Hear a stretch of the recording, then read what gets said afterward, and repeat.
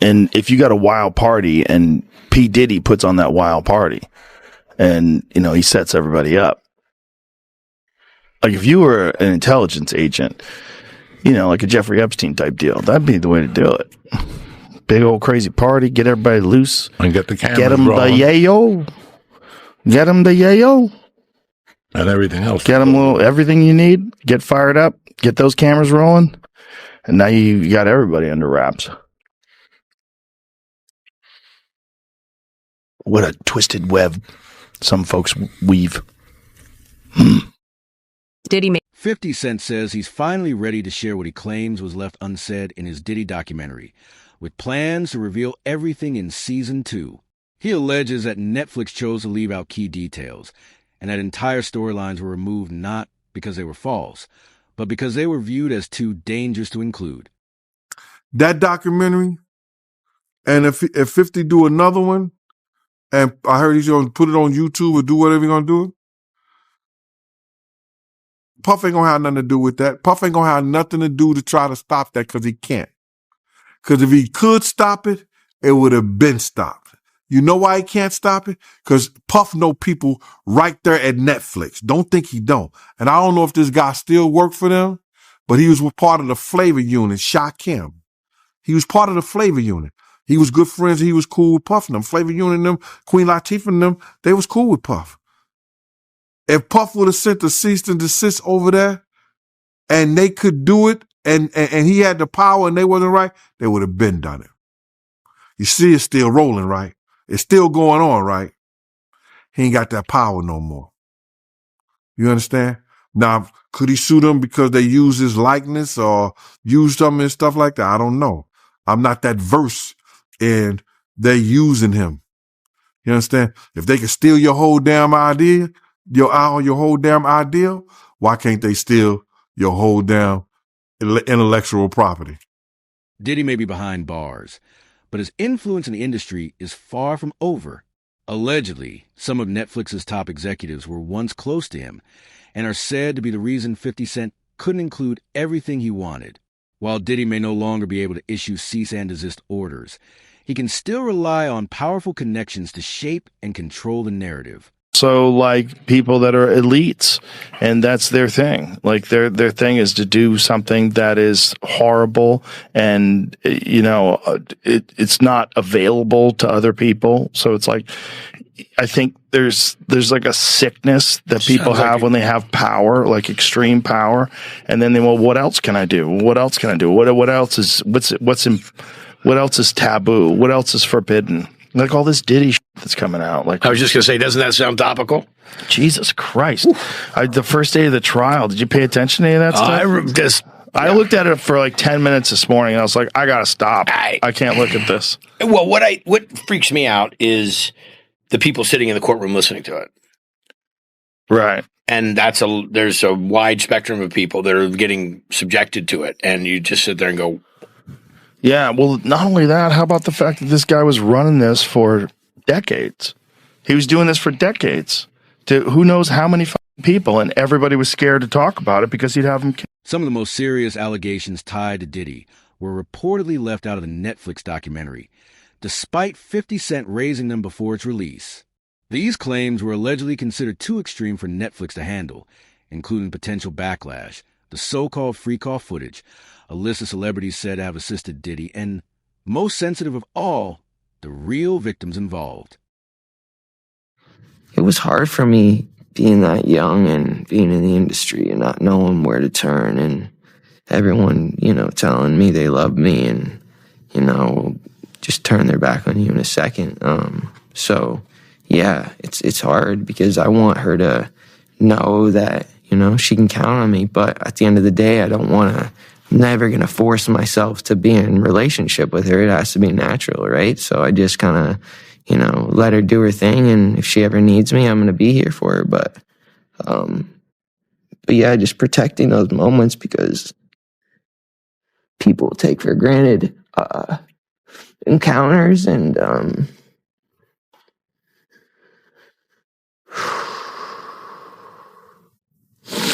yeah. So yeah, I just I just want to protect her, you know? There's widespread belief that young stars and artists associated with Bad Boy were exploited. Justin Bieber has suggested that troubling things were happening behind the scenes, and Usher has echoed similar concerns. The question now is when those who were harmed will finally see justice for what they endured. I knew 50 Cent was not done with Diddy. I knew 50 Cent was not done with Diddy. He just confirmed that he has more stuff on Diddy that he couldn't even fit in the 4 episodes in the new Netflix Diddy documentary. With 50, it is so hard telling what this man got his hands on, but he said this in reference to the videos that he got of Diddy before he went to jail. A lot of the personal footage of Diddy has shocked a lot of people. And I know, 50, the way you run, this cannot be all that you have. Is there other stuff that you just have not shown? Yeah, well, everything couldn't make it was 4 episodes. Right. So it was a lot. You had to pick and choose things. And on top of him saying that he has more dirt on Diddy, he is also saying that more people came to him with allegations against Diddy that never made it into the Netflix documentary. With the anticipation, they ask him, are you going to make a second documentary and put it on Netflix since you have all of this stuff? And he says that he is about to put it on YouTube. With everything that was out and all of these people that were coming forward, have there been any new tips that you've gotten since it has been released? Well, yeah, everyone starts to feel a little more comfortable when they see other people telling their truth about it. Yeah. So, yeah, it's got to be something on YouTube coming. Yeah. I know. I'm not going to lie. I felt like certain things were left out of this documentary, but now to hear him confirming it and saying he still has more and this man is about to post them on YouTube, I can only imagine what we haven't seen yet. Okay, this is getting absolutely crazy. So yesterday we heard 50 Cent confirm that he does have more video footage of Diddy. And now he's saying he has 140 more hours of video footage of Diddy. Now in a post he made about this video footage, he is saying he has 140 hours. And he did it with a video where there was a man claiming that 50 Cent has video footage of Diddy doing alleged criminal activity. And this could possibly get him more time. And this is the post that 50 Cent made. Correct. 140 hours of footage. I don't understand why he filmed himself, but I'm glad he filmed himself. The people who are supporting him will be quiet very soon when more comes out. What 50 just came across in that secret little Diddy footage that he paid from the videographer that Diddy didn't pay, they are saying 50 has footage that will not only add more time to Diddy's sentence, but Diddy might not ever come out. Listen up. Check this out. Now, y'all know that footage that where Diddy is behind the scenes talking to his lawyer and all of this stuff. And people are like, damn, what was Diddy recording it? Well, Diddy was recording it because he thought he was about to beat the case. So he wanted to do a Netflix documentary. Didn't pay the guy. And then 50 got all 140 hours of footage of secret Diddy tactics. Well, there's a guy named Neil who was mentioned in the court, works right up under Diddy, was organizing everything. Allegedly, they are saying that he is on video, film, tampering with witnesses, giving out addresses, offering money, bribing, we'll pay for your lawyers, all kind of shit that could be counted as witness tampering, obstruction of justice. And 50, of all people, has his hands on this footage. And I'm hearing that this could implicate Diddy's lawyers in some bullshit. They could be charged. This is getting wild. And I'm hearing that this 50 Cent documentary is just the tip of the iceberg, and I like it. Nearly everyone who testified against Diddy reportedly mentioned minors and a history of sexual abuse, yet none of those claims were ultimately used in the trial. Netflix also chose not to address these allegations. According to 50 Cent, he understood that Netflix would never approve a documentary that exposed powerful figures across the industry, which is why he plans to release the second season independently, without industry backing. So I guess what I'm trying to figure out is people can go away. I mean, that's what people were saying, and maybe everybody's a conspiracy theorist now, but that's what people are saying about the Diddy situation. Like when the feds rolled up, with the fucking Hummers and shit, they're like, it wasn't about Diddy. It was about if there were tapes of powerful people there. Yeah. Oh, I'm sure. They were the ones that called. They're like, I need to protect myself, so go in there with all the things and rip any tapes or any evidence. Well, Prince Harry was hanging with Diddy. I mean, everybody hung with Diddy. That's the other tricky thing. Like, Diddy hung out with everybody. And I've spoken to a bunch of people who are like, yo, great dude, like, always there for you, never asked for a single thing. Till 1 a.m. And then freak off. Everybody says, get out of the house. Yeah. It's like the gremlins start eating after midnight. Everybody who tells the stories like, I saw her go upstairs and these dudes are like right on the couch. Yeah. And then I go in this room and these guys are and it's like Hollywood insiders allegedly pushed Netflix to remove parts of the documentary, including the alleged list of Diddy's accomplices, and those said it protected him along the way. Sources claim these changes weren't creative decisions, but acts of damage control, as Netflix reportedly didn't want to risk naming individuals who still hold power in entertainment, politics, and business. Once those names are revealed, there's no undoing it. Court TV has just confirmed that the family of Tupac Shakur is investigating a potential link between the murder of Tupac and Sean Diddy Combs. This coming from attorney Alex Spiro, who represents Tupac's family. Now, this investigation had been previously reported by unnamed sources, but earlier today, Spiro confirmed to our Court TV team that he and a team of investigators has been hired. Sean Combs allegedly had business dealings with Dwayne Keefe D. Davis, who will go on trial next March for the of Tupac. This was back in 1996. Some have speculated that Diddy ordered Tupac's death. That, of course, is just a theory at this point, and we are monitoring the developments in both the Tupac murder trial and the federal indictment of Sean Diddy Combs. So a lot of information to come on that one. It wasn't just the victims that Netflix chose to leave out. Tupac's family also did not appear in the documentary, despite actively investigating his case over the past year. They have publicly stated their belief that the truth was intentionally buried, citing money, fear, and influence as factors that kept witnesses silent.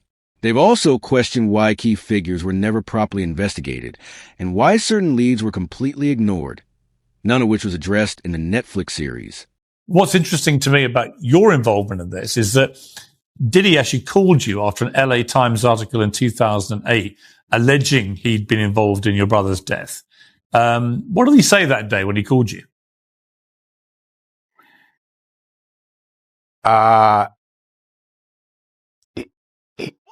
He was in town. He was in LA at the time.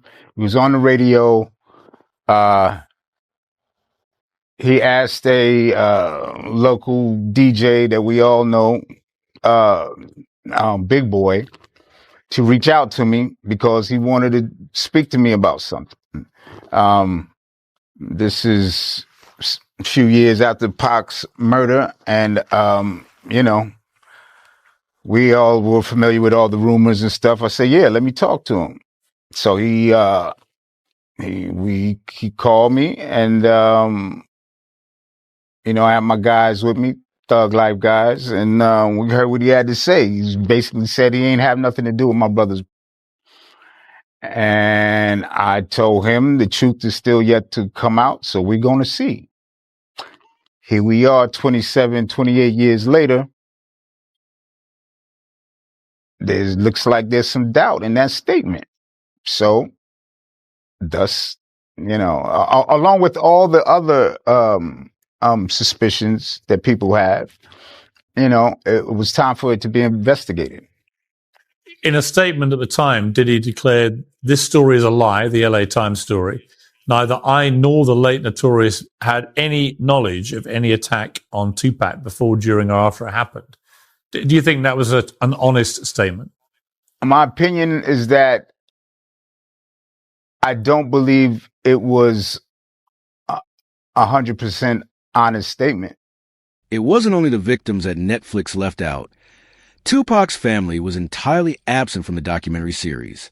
Despite actively investigating his case over the past year, they maintain that the truth was deliberately concealed, with money, fear, and influence silencing key witnesses. They've also questioned why major figures were never properly investigated and why critical leads were ignored, none of which made it into the Netflix documentary. But all this is bigger than Diddy. It's bigger than Diddy, bro. Because you know who else they was doing investigation on during that whole time period? It was the mayor and the politicians in New York City. They turn around, give him the key to the city. All the mayor people that he brought on here in New York City are all resigning. They all resigning. People ain't gonna tie this together, but if you look at it, you have to say, because of Mayor Adams and his relationship with Diddy, it brought on the Southern District of New York to start investigating Diddy on civil lawsuits that was put against him. Because the feds is going after all these politicians in New York City. Yeah, the feds revealed that, anybody that, participated in any, criminal behavior at his freak-offs, they're going to pursue. Listen here.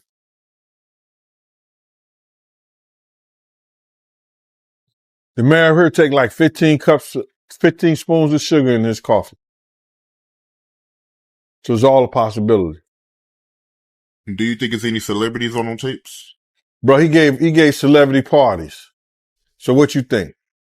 The rumors are that Diddy was running some kind of Epstein type deal where he was filming everybody, right? That's the rumors. Yeah, I don't know that there's any proof or anything other than that.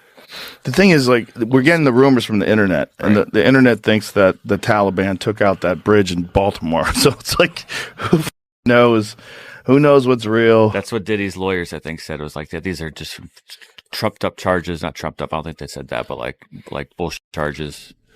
Dude, when Homeland Security invades your house, you got problems with dudes with guns and body armor. Someone said that they weren't there to take stuff; they were there to delete everything. Like the real people that were in there, Oh, like that's the same funny. thing with Epstein. There was a lot going on, and then there's people that thought that Puffy was involved and Suge Knight was involved. I think Suge Knight's the one who said that thing I just thought of. What thing? About that they were there to delete stuff.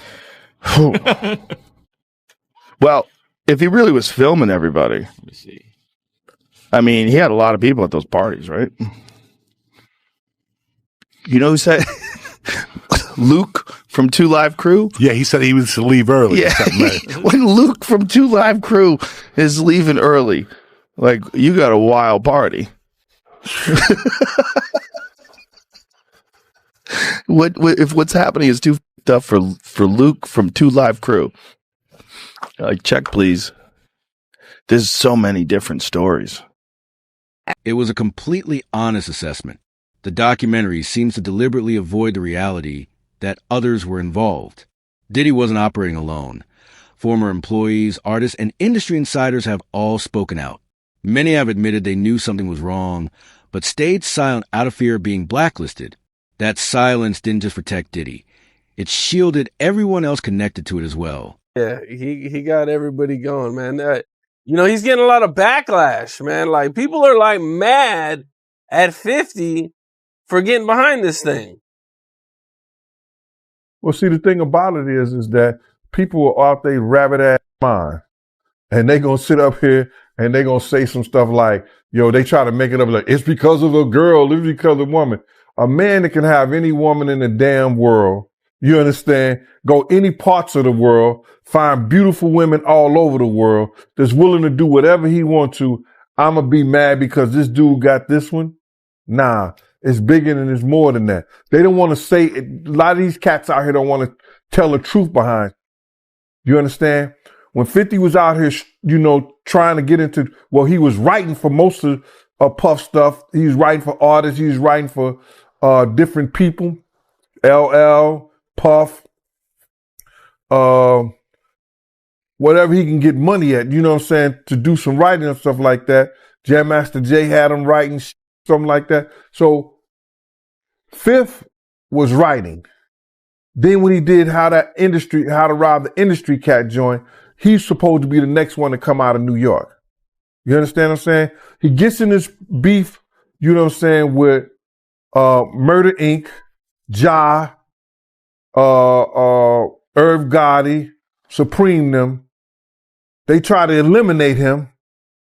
Then Puff and the other people put a tag on him where is that, yo, don't let them make no money. Don't sign him. You ain't gonna have none but problems. They put a bad tag on him. You understand? He got to go to the West Coast and with Dre and Eminem to get his deal. You understand what I'm saying? So they put this tag on him to stop him from eating his craft. You understand? They try to kill him. You understand? Because they got a problem with him. And then you supposed to have some love. So people who try to take you out of here, try to stop you from eating and everything like that. Diddy was a part of that too. He was a part. Everyone in the industry is reportedly turning against 50 Cent over what he's exposed. Executives who spend decades safeguarding reputations, publicists who polish narratives, and artists who look the other way are suddenly under scrutiny they never anticipated. That's why the backlash is so intense. They resent 50 Cent for shining a light on them and revealing everything they've been hiding. 50 Cent's highly anticipated documentary about Sean Diddy Combs is officially here. And we hear from two jurors from the Diddy trial, some accusers who spoke out for the documentary, and 50 Cent got his hands on some footage that Diddy claims belongs to him. We have to find somebody that'll work with us that has dealt in the dirtiest of dirty business. We're losing. I reached out to Sean Combs' spokesperson, who tells me that the reason why that personal footage exists is because Sean Combs has been documenting his own life since he was 19 years old. They say that this footage was captured from a personal videographer hired by Sean Combs. If Sean Combs watches this, what do you think he's going to feel? Like, wow, this is amazing. I think he's going to say this is the best documentary I've seen in a long time. Because you'll see people saying that. I mean, he may feel a different way about pieces and bits of it, but he knows the truth. His lawyers even sent a cease and desist letter to Netflix, which I have obtained. I reached out to Netflix and they referred me to a statement from the documentary's director who says, quote, "It came to us, we obtained the footage legally and have the necessary rights." 50 isn't stopping with documentaries alone. He's pushing this all the way to the top. 50 Cent openly said that if it came down to it, he would personally reach out to President Trump to make sure Diddy never receives a pardon. 50 Cent don't give a damn. He don't give a damn. He literally is saying he's going to reach out to Trump to remind Trump of the things that P. Diddy has said about him for the sole express purposes of making sure that Trump doesn't pardon Diddy in the event that Diddy gets convicted of sex trafficking and racketeering. That's what 50 Cent is sworn to do. And I got to admit to you, that's wild.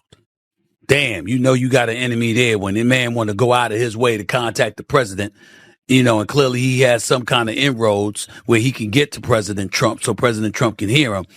He's basically saying, yo, brother need to go down. Diddy is reportedly threatening to sue 50 Cent and Netflix for $1 billion. But chances are he won't actually follow through.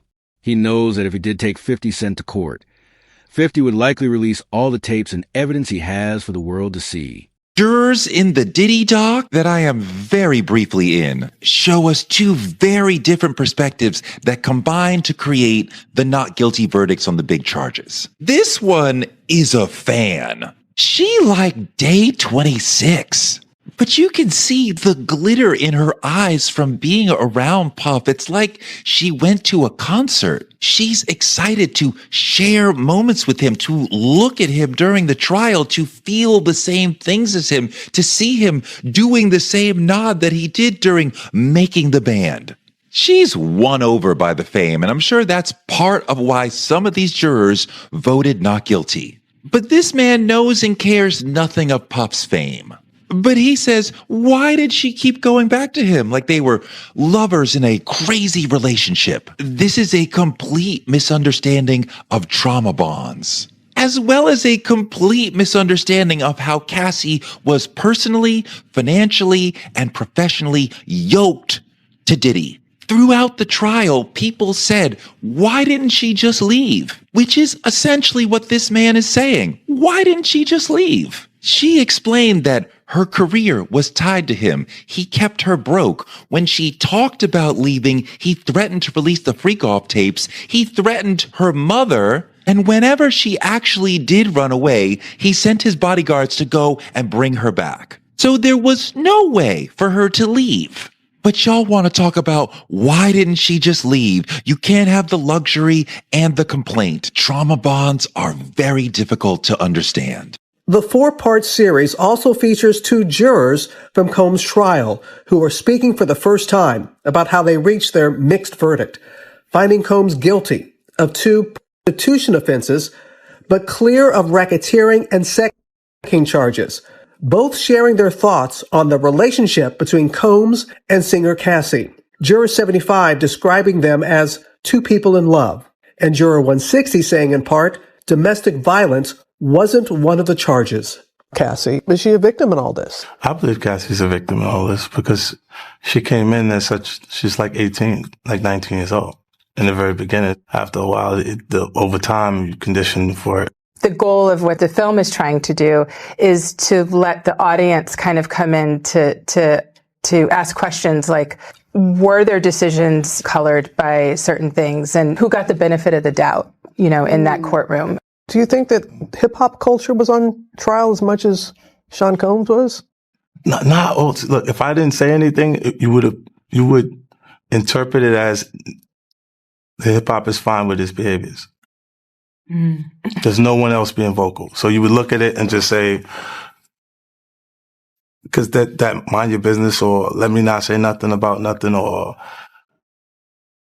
those things, it would allow the entire culture to register as if they're for that behavior. If Sean Combs watches this, what do you think he's going to feel? Like, wow, this is amazing. I think he's going to say this is the best documentary I've seen in a long time. Because you'll see people saying that. I mean, he may feel a different way about pieces and bits of it, but he knows the truth. 50 Cent isn't stopping with documentaries. He's taking it all the way to the top. He openly stated that if necessary, he would personally contact President Trump to ensure Diddy never receives a pardon. Simply put, 50 Cent doesn't hold back.